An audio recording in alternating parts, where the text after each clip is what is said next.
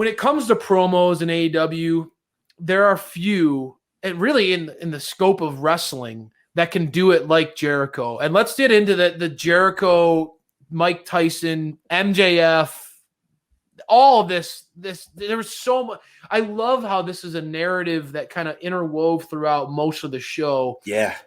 Like different segments. When we started off with MJF and Tyson, tell me, Bonds, what stood out this week before we get into the actual match, because I think there's a lot we can dissect when it comes to Dax versus Jericho and what played out there and their styles. We'll get there. Let's talk about the buildup of this feud, because Blood and Guts is less than a month away. What were your thoughts on the segments leading up to this match and sort of the overall Pinnacle or the Pineapple versus Inner Circle? And then I'll let you kind of lead into what you thought about the match itself. Okay. Well, the show opened with MJF and Mike Tyson. That was actually the first segment of the night. We thought we'd just mix it all together here to talk about everything, since it was kind of all encompassing throughout the show, and which I loved that, by the way. But MJF in the first segment kind of was saying, "Hey, you're not really buddies with Chris Jericho. You want to be my friend. Like we're the Pineapple. You want to be part of our group." And then as soon as Mike Tyson said, "I don't want to be your buddy," MJF made fun of his tattoo on his face, which is one of the funniest lines of the night. He goes, "You know a lot about regrets. Look, if you look in the mirror," or something like that. It was a really good line. Because Mike Tyson, when they were in the screen, his tattoo was sitting there the whole time, and so you knew that Max is going to make a joke, because that's what he does. He finds the low hanging fruit and just goes after it. Yes, chomps he does. down, and I think that was great. And obviously Mike Tyson's an intimidating guy, and you're one of those, those heels that he's kind of a cowardly heel sometimes, MJF. And, when Mike Tyson puts his hands up, you got to kind of be careful. And Mike Tyson did that. And I like what Tyson's doing in this. I think that he's not getting involved really in the matches all that much, but that's good. I don't want him to be Iron Mike knocking everybody out. He did end up getting involved later on, but not to a really, obnoxious degree. I think that he did what he was supposed to do, and it was really, really good. He did his role really well. Mm-hmm. And then the second promo, which was I believe the third segment of the night, it was really quick, like that first two back to back. It was Jericho and the rest of the Inner Circle talking with Mike Tyson, and he was like, and Jericho did a really good job of explaining how he made up with Mike and a lot of other people after what happened with Pinnacle. Jericho said he called a whole bunch of people that he really made angry at him and apologized. And the first person he called was Mike Tyson, and that, they're on good terms now. And it was a really much needed good way of explaining what was going on, because last week, if it would have been kind of confusing if you didn't know what was going on, because the last time we saw Mike Tyson on AEW, he was, wasn't he beating up Chris Jericho? So it's like there's a lot of stuff that they had to kind of go and really fix. And I think Jericho did a good job. Even last week when Chris talked, he said, "Hey, I had to apologize to a lot of people, including the fans, and I've done that." And it was just more examples of what he's doing to get back in the good graces of a lot of people after really doing some dirty stuff when he was with MJF, and even a little bit before that. There was Inner Circle weren't these good guys like they were not nice guys. Completely different. Turned John Moxley blind in one eye for a while. Absolutely, they were some bad dudes. Stuff. Yeah, absolutely. And leading into the match, this was just a couple good promos to go into an awesome match. I love Dax lately. I think he's been great. And I think that this match with Jericho, both of these guys can go. Jericho looks great right now. I think this was one of the best matches on the card tonight. They really did a good job. I don't know, man. I can't really say anything negative because there wasn't anything negative to talk about. These guys are both workhorses. That's a good thing. Yeah. Right. It's hard to talk about their match because it was so technically sound. And, Mike Tyson was the special enforcer. And there were points where they were trying to get weapons involved. And the first person trying to get weapons involved was Jericho. And Mike Tyson took it away. And he said, I'm going to call this down the middle as the enforcer. I'm not going to let this go on. Cash was there as well, and so was Sammy. And Cash, got a good old Mike Tyson to the face. Oh my God. And He's going to be feeling that Stell, for a little while. that knockout where, I mean, his arm was like stiff, like Cash sold that like $1 million, man. That was such an amazing moment. Everybody on Twitter was going nuts. Oh yeah. He went limp like a fish. He was done. And it was like, oh man, that's how a lot of people probably felt back in like the 80s. There's probably a lot of people feeling that way.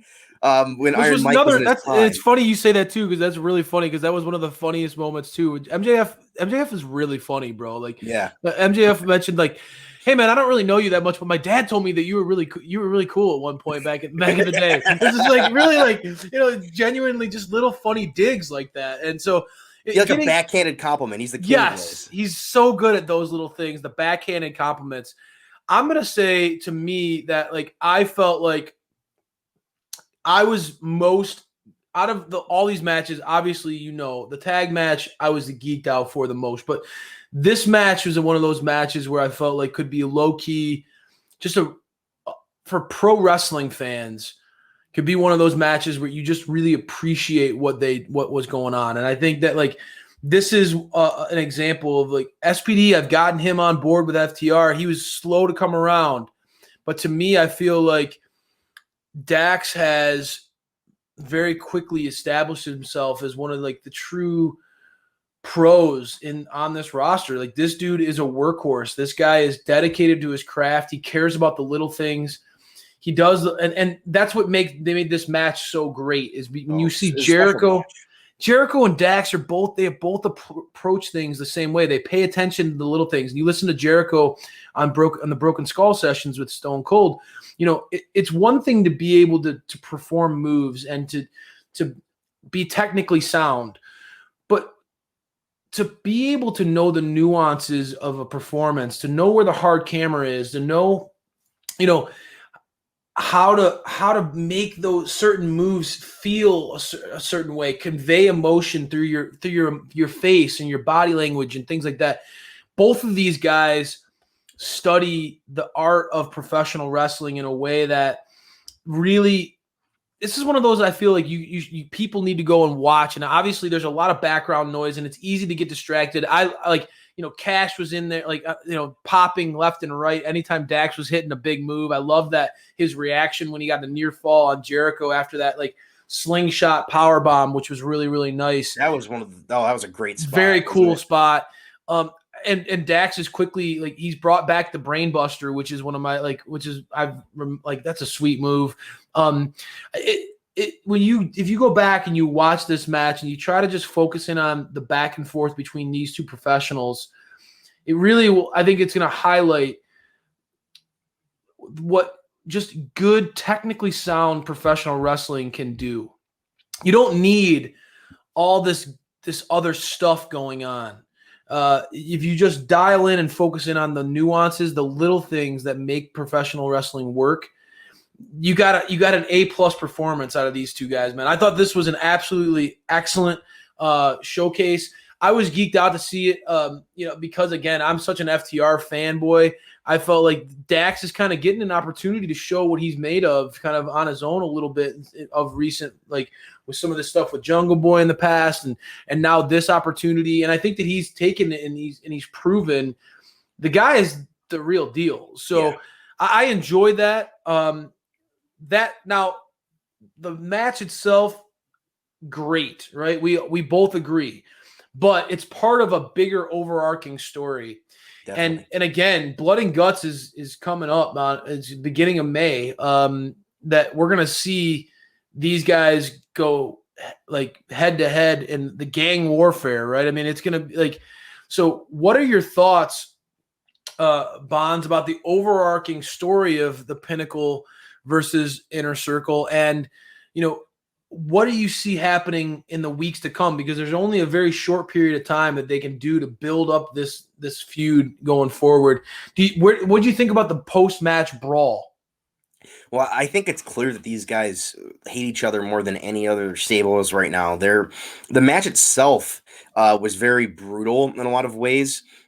Jericho was going after Dax's, he had a cut a couple weeks ago from Mhm. the assault, and he was going after that. And there was like these guys want to hurt each other, and I think that there might be some stuff that happens in between. Like you might see people get knocked out of this where they're not all involved in the match by the end because of injuries or Mhm. stuff like that, where guys are going like full go at each other because the brawl afterwards, again, these guys don't like each other. These guys are trying to hurt each other. They're not trying Yes. to beat each other. They're trying to hurt each other.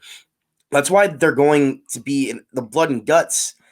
It's why it's that kind of match. It could have easily been just a tag match or something. They could have done 5-on-5. something Yeah, they just could have done a random. tornado. They Right. wanted to have a match where they're going to hurt each other. And I think that through the next couple of weeks, we're going to see an escalation of what they're going to bring to the table. We're going to see maybe we'll see some TLC. Maybe we'll see some other stuff leading up to that, because tonight, again, I think that they were both incredibly aggressive. And I think having the workhorses in a lot of ways start off this feud. That's a good And this point. is the match I talked about it on Flights and Fights a couple weeks ago. The match I wanted to see the most was Dax versus Jericho out of this. And I think that it was great that it was the first one, because they kind of set the bar Yes, they at a did. really high spot. And we're going to see more of this because, I'm sure we're going to see Hager and Wardlow again.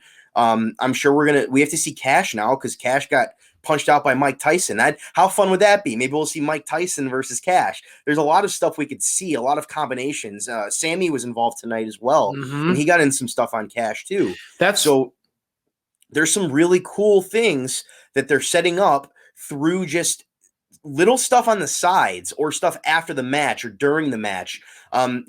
They all came out and started brawling at the end of the match. Essentially, it wasn't over yet. They were all like the whole Inner Circle and Pinnacle were just beating each other up on the stage, and they they want to go. All of these guys want to this. If they could have this match tomorrow, they would do it. That's how it feels. I agree. I think that they're going to continue escalating it in that way because it's necessary. Because again, Pinnacle is a brand new team. Pinnacle has been around. They haven't been around for a month. Yep. And I think that they need, obviously, Jericho won the match tonight. I think that they need to pick up a couple wins. I wouldn't be shocked if Pinnacle wins either the majority of the rest of the matches leading up to it, just because you kind of have to balance things out a little bit. And I'm glad that when Jericho was in the match, it wasn't against MJF. I'm glad it was against somebody that's not the leader of Pinnacle. It was against somebody else, so you can kind of have him go over, and it won't hurt Dax. Losing to Jericho is not going to hurt Dax.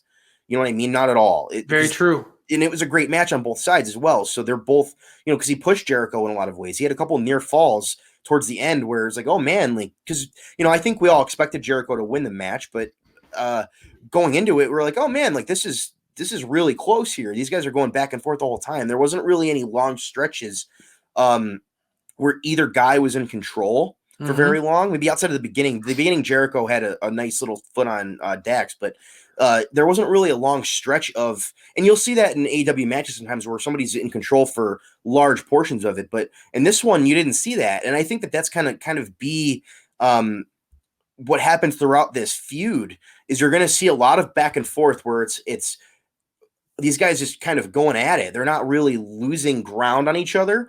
And the endings are going to be kind of like tonight where it kind of comes out of nowhere, which is cool. I like that they're not going to have these kind of standard matches where, somebody will get go and then there's the comeback and then there's the maybe the second comeback or something. That's not going to be that way for these guys, because I think that they're kind of mirroring each other. Presented as equals, right? Yeah, they're equals. And I think they need to remain that way, and keeping them that way in the build is going to just make Blood and Guts even more entertaining when you see who goes over. Mm-hmm. I think that, very well said in that regard. I think, there does need to be, for me, I would dial back a little bit on all of these guys fighting each other every single week, right? Because you do want to save some of that for the big moment, right? So obviously, to me, lean into the strength that you have with the promo work that you got with these guys. I mean, MJF and Jericho can do on the mic as great as anybody in the business. SPD always says that you got those two guys on the screen together. That's gold. I think that lean into that a little bit. I always say that the one thing for me, I know there's a lot of people who have different opinions. I think that the one thing AEW could do is sometimes less is more. So dial back a little bit, make us want to see those two teams go at it. I think that this type of matchup, having those one-on-ones, is interesting. I think you talked about Cash and Sammy. There was some seeds planted tonight where you can see maybe that happening. I desperately want to see, before this feud is over, I have to see FTR versus Santana and Ortiz. It has to happen. I'm begging for it. So maybe you have that kind of thing play out. But I think that it would be smart if you slow play it a little bit when it comes to the all-out, everyone fighting each other, beating each other up. Every week. They set the bar very high with those beatdowns that they've already established, right? Like when the debut of the Pinnacle happened and they left Jericho bloody and beaten, that was amazing. And then when the Inner Circle came back, and that beating that they gave the Pinnacle was one of the most memorable moments of all of AEW for me. So you've already established that gang warfare and what those two teams will do to each other when they're in the same proximity. They're going to tear each other apart. Yeah. Forcibly separate them a little bit. Forcibly keep them apart a little bit. Let us fans want to see that at Blood and Guts. Slow play it a little bit. So